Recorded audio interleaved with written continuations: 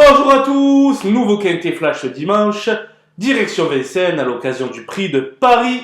C'est le marathon de l'hiver sur la cendrée parisienne et cette année ils seront 16 à s'affronter sur la distance de 4150 mètres.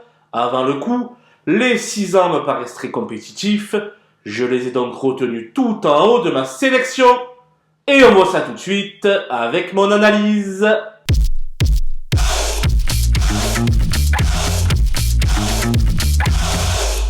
Les bases avec le 10 Iso Arvedake qui sera très à l'aise sur cette longue distance.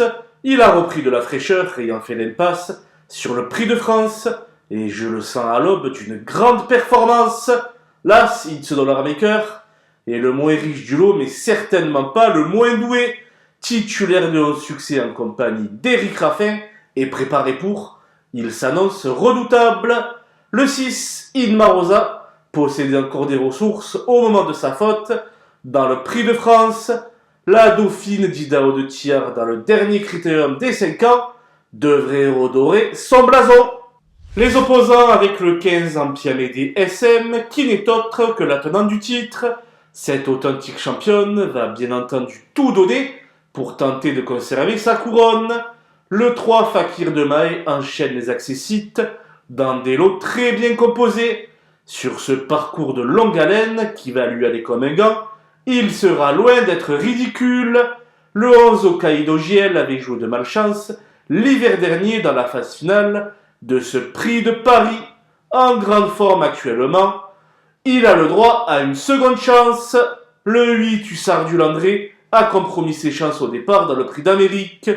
Il doit une revanche à ses nombreux supporters et devrait totalement se réhabiliter.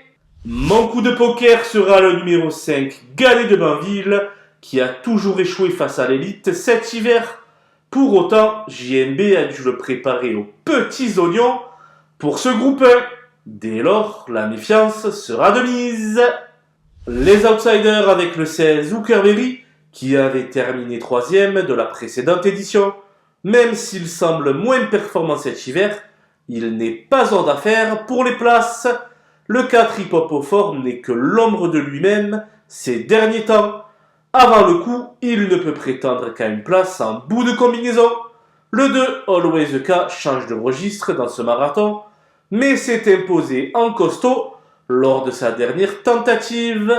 Attention tout de même car l'entraînement est au top.